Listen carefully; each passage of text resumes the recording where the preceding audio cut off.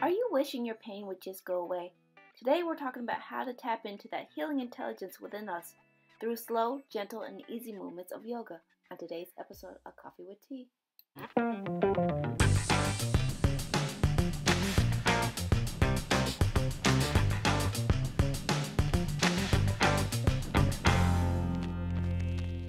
Welcome, my friends, to another episode of Coffee with Tea. I'm your host, Tanya Tan, and I'm excited because we are going to be talking about yoga and the benefits of movement and how we can probably maybe eliminate some of that pain that you have stuck in your body. And there's nobody better than Mr. Brian Shircliff, who can give us his insight and his wisdom on how we can do that. So without further ado, I'd like to introduce Mr. Brian Shircliff. Welcome. Thank you, Tanya. So glad to be here. Oh, I'm excited to have you here. We met years ago when I thought about being a yoga instructor, but that didn't quite work. But that's okay. You know, everybody's got to follow their calling. But you are the man in Cincinnati that I know a lot of people who are into that holistic practice and stuff like that. You're the man. So welcome. It's a pleasure to have you here. So great to be here. And I'd say you found your yoga. It just happened to be this YouTube channel and lifting up all these wonderful people doing all these wonderful things. So good for you. This is yoga. Yes. Well, sir, we like to first I always like to know, how's everybody dealing with the COVID-19 and how's that affecting you and everything like that? Yeah, it radically shifted our business. So we'd been renting a space in Norwood for almost 10 years, knowing that we'd probably have to move out the end of this year anyway, because our landlord was selling the building. And just so happened COVID-19 comes about, and we had a epidemiologist friend who was a graduate of Vitality's yoga teacher training who said, you're never going to be able to use that space for a long time safely. So we moved out, and now everything on Zoom, and believe it or not, our classes are more full now than they were before. So people have more time, and there is a luxury in being able to do some yoga from your own house too, I think. Right. So it's been good for us, strangely enough. It's been a good transition for us to figure out what our next steps are. So was it sort of a hard transition going online, or was it a fairly easy transition? It was easier for me because I was actually in a training that moved on. I was a participant in a training online, so I got a chance to watch how Zoom worked as a participant and kind of see the issues with that and be prepared for those things. And then we moved online like that next weekend. That was still in March. And it's been good. You know, we actually have international trainings now. So people around the world are experiencing these movement experiences together at the same time around the world, and then even being able to chat with each other. And I think maybe this is the truer opportunity for yoga, you know, not just somebody that lives down the street, but somebody across the world who's moving and breathing and resting just as you are, in similar ways anyway. Right. I love yoga. I did yoga a couple of years ago, and I don't think my instructor really informed me that it gets your energy moving. So how does that get you going? Because I remember crying. So what are without getting too far, because I know there's tons of benefits, but what's some of the key benefits that people think really understand when they start doing yoga? Yeah, that's a great question. And I'm always taken back to this image when I start thinking about this. When I was a little boy, there was a creek in the backyard, and my friends and I would go down and look at the creek and see things, and we'd stir up the mud, with our hands or with our feet. And then, you watch it eventually, the current flows and everything begins to settle. Well, that's ultimately what a yoga class can be, in that we move, we breathe in all these interesting ways. And then at the end of the class, hopefully, there's time where you let that settle. And sure, emotions can begin to come up. All kinds of things can begin to come up. Joy too, right? And allowing them just to settle. It's like, oh, I've got all this in my life. What can I do with it? What can I do with it? I don't know what to do with it. We'll just move and breathe and see what happens as it settles out, maybe in a new way. And maybe life is easier as a result of, especially if we can gauge that process quite a few times, not just once, but quite a few times. Yeah. Right. Well, how did your journey into what you do now, how did that come about? Well, I was a student of meditation for a long time. I had some people that were playing with that, like youth group leaders playing with that when I was a junior high person, I guess. And then in high school, my health teacher, Terry Hale, talked about biofeedback one day as she was talking about the nervous system. And one of my classmates literally pushed her out the room and said, "Go find those biofeedback tapes. We want to try this." And we did. 30 high school boys lying on this dusty floor. And she put the tape in, we went deep. I came back, wondered where I was and who I was, and thought, this is something I need to pay attention to. And then a number of my other high school teachers were playing with these ideas too. Dave Eby, Ron Stegman, and it's been a real gift just to continue just to follow. It almost felt like I was being led. But in terms of yoga, I was big into meditation and Tai Chi, but I used to make fun of my mom for doing yoga. And I used to make fun of her for doing this stuff called Bones for Life, movement intelligence. And she'd show me the stuff. And I thought handstands would save the world. I thought it had to be hard.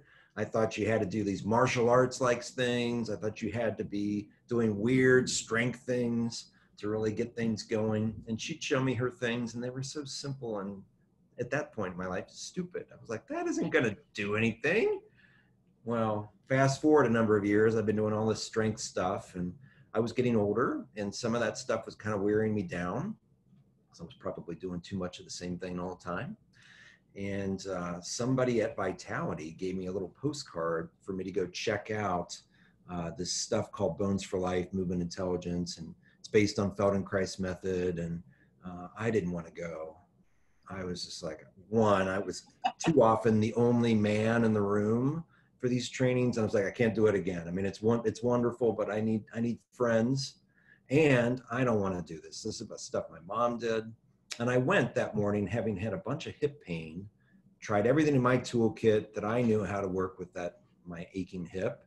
And 5 minutes into this Bones for Life experience with Cynthia Allen, my pain was gone.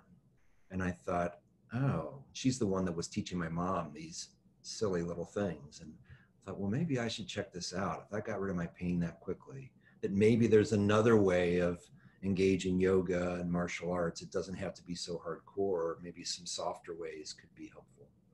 And that's now what I do for a living, these softer styles. Kind of let go of all the handstands will save the world stuff. I do a handstand every now and then, but I don't teach it anymore. Right. So, speaking of being the man, what would you say is one of the biggest myths about yoga, and that people just don't, or I should say, maybe the men don't understand? Well, it depends on where you are, at least in the country. On the coast, I'd say it's 50-50 in terms of men and women in classes. In Cincinnati, maybe it just depends on what class you go to, maybe. But a lot of the classes that I tend to go to, it tends to be mostly women. And I don't know why that is exactly. And I don't know why it is that way on the coasts. When I think about all my teachers that have been doing, it's been half and half, I'd say, of men and women. But anymore, you start to wonder, what is gender anyway? I mean, that's a big question. Right. But I don't know what's happening in terms of why people are finding yoga and when. And it seems to be kind of like, it's that same invitation when we were like little kids, right? You found something that was interesting, and then, you forget about it, and then something else and something else. Oh, and there's that thing again. Oh, that was nice. And then, these other things, and that, keep being led back to something that was a nice experience. And for some strange reason, we don't always just immediately go back to it, right? I think that's the gift. It's certainly what happened with my story. It wasn't like I was all in on the first few minutes of anything. It was interesting. And then I eventually was drawn a little bit more. And I think that's the case with everybody. Yoga's become big business though, too. And so for some people, it's all about having the toys and the clothes and the look and the right water bottle, and, good for them if that's what they're looking for. It doesn't have to be what I'm looking for. It doesn't seem to be what people that are coming to Vitality are looking for. They're looking for some experience of themselves among friends, something that's easy, something they can begin to explore. And that kind of speaks too to how yoga's changing. used to be very prescriptive, in the sense the teacher says this and you do this, and the teacher says this and you do this. Very little listening to one's own self. And because of the influence, I think, of Feldenkrais method, movement intelligence, things like that, it's more like, well, what would it be like if you moved your leg like in this way? And how many different ways can you do that? So it's no longer like, I'm the teacher, I'm the one telling you exactly what to do. I might be inviting some ideas, but you play. You know, you find ways to play with that experience and get to know yourself in a different way. Right, right. And let's talk about vitality. And I know that's your I would say very near and dear to you. So how did vitality really come about? I mean, can you share a little bit about the history of how it? Sure. Yeah. When I was in high school, I read an article or an interview with John Kabat-Zinn, who's a famous mindfulness person. I think he's in his early 80s now. He's trained a bunch of people all over the country. And I was taken by it. Like, it was literally that book that fell off the shelf at the West Fork Public Library when I was in high school or 8th grade, somewhere around there. And I was just drawn to it, and then kind of let that go, right? And did other things. And then eventually, fast forward many years after exploring all these other modalities, I was teaching meditation at the high school level at St. Xavier High School, where I'd been teaching religion taught it for 17 years. And seeing these high school kids get such benefit by taking 20 minutes a day to do nothing. Essentially, that's what meditation is. It's the absence of doing. It's the opposite of doing. And I thought, my goodness, if these kids can get such benefit by doing nothing, what would our city be like if these simple, easy experiences could be available to people and not cost them $1 million to explore, right? So it just so happened, a couple friends in a Healing Touch class that we were getting certified in, we were sitting out at Milford Spiritual Center at this retreat, and we'd invested all these thousands of dollars in this process. And the teacher finally had us all journal, well, how are you going to use this stuff? And I journaled, I want to find a way to make this affordable and accessible, and all these holistic possibilities, and so people can find their own healing, and we can create a community, welcome a community of people that are interested in just sharing conversation about these things. And it just so happened the two other people in the circle wrote the exact same thing, not word for word, and we didn't know each other. This was a national training, and it just happened to be in Cincinnati. And I was like, are you in Cincinnati? Are you in Cincinnati? And we went on a trip to Kroger during the retreat, and we're like, who are you? Like, I've never met you before. And, got to know each other. And then time passed. Again, it wasn't all immediate. And eventually I stepped down from coaching at St. Xavier. I was ready for something new, wanted to do something with this. And Sue Sailors had stepped out of her full-time gig as a nurse, and Micah was ready for an adventure. Micah Ritchie, a massage therapist in town. So we started inviting people to a circle that wanted to make this possible, make these holistic endeavors possible and affordable. And people came running, and we met and just shared ideas, even right here in my living room. And eventually we found a space, and we've had 10 wonderful years together sharing things, and 125 yoga teachers have been trained in 11 classes. Our 12th class graduates here in 2 months. And so many people just beginning to find out what's possible when we just move and breathe and rest in easy ways, that things can change. And the big horizon for us is beginning to join that with gardening, and beginning to help one another remember that our food comes from the ground, and to take care of our planet. And it's so easy to grow our own food, and it tastes delicious, tastes even different in the grocery store, and that can be yoga as well too, that process of growing things and tending to things can be kind of in some ways an outer yoga that helps us to understand what's happening within ourselves, nurturing our own selves too. Yeah, I love your program because, like you said, you mentioned a little bit about the food and stuff like that. So how does that work for those who are not really familiar with that?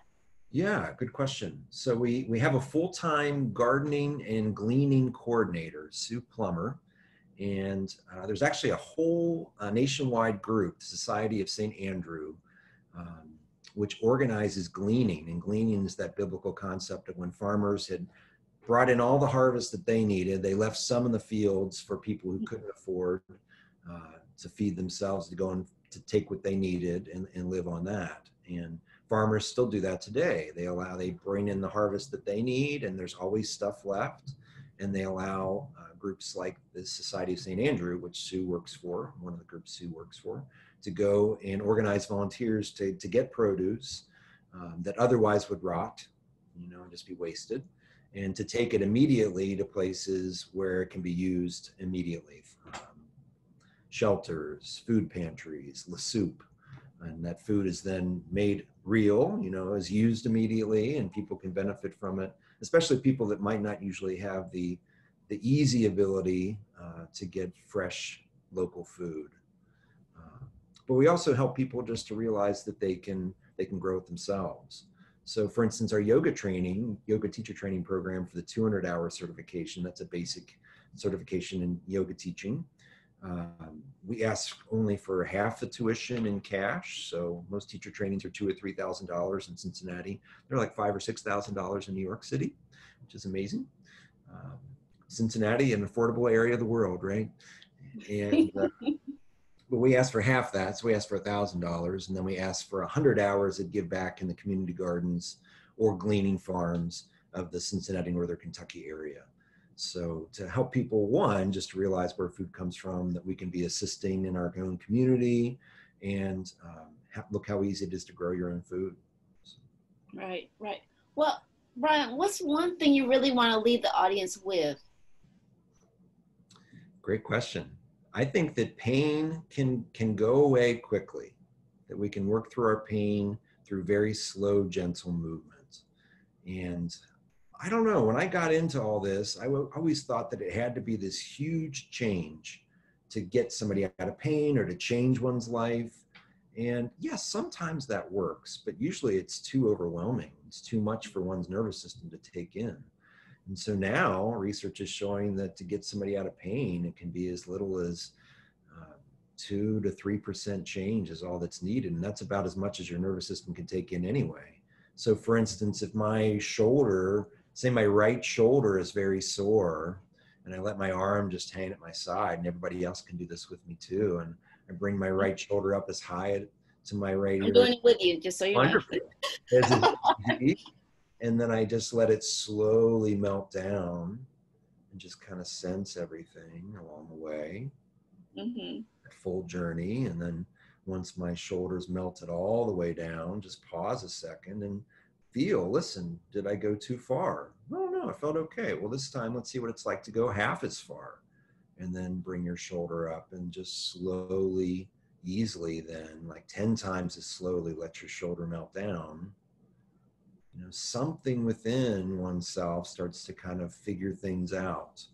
And that's that intelligence that helped us to figure out how to roll over, and then to crawl, and then eventually to stand, and then topple over and get back up, and then eventually to stand and walk.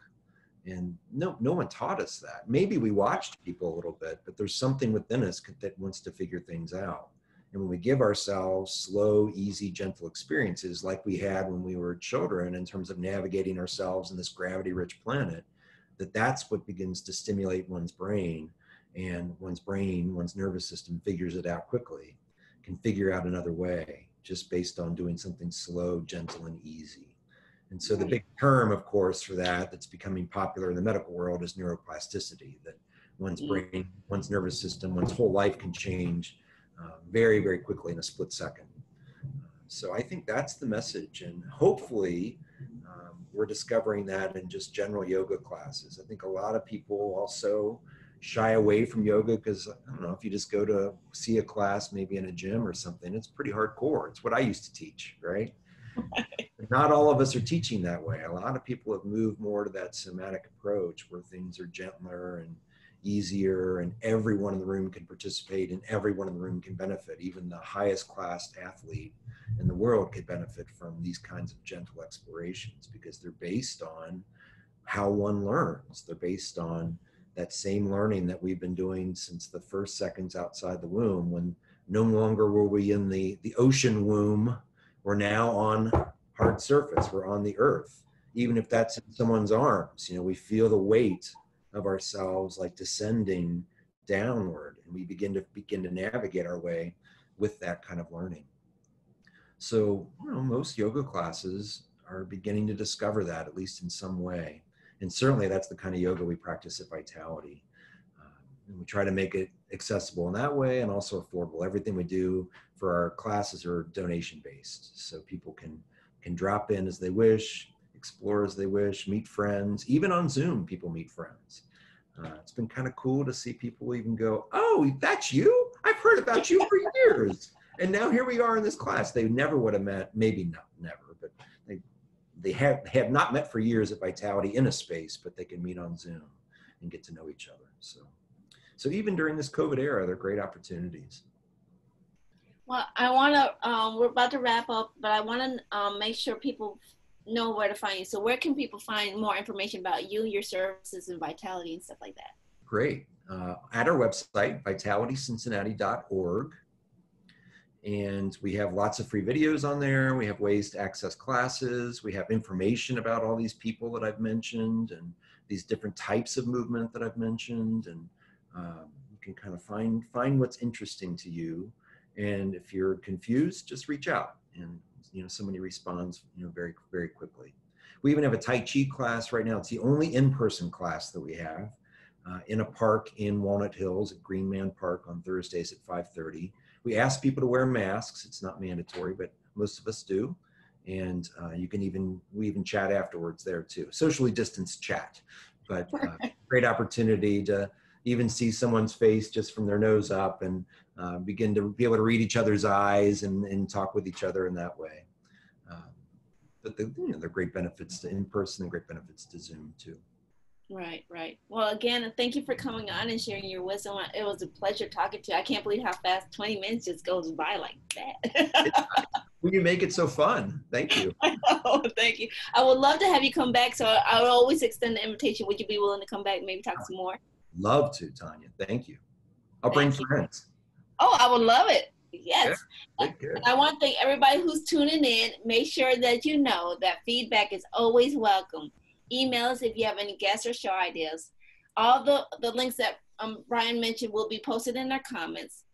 Best thing you can do is like, share, and subscribe. And remember, take things in stride, go with the flow, and create your own path. And again, thank you, Brian, for being here, and everybody who tuned in. And thank you for checking out this episode. We'll see you next time. Bye-bye. Thank you. Share with us. What was one of your takeaways from today's show? Post your answers in the comments.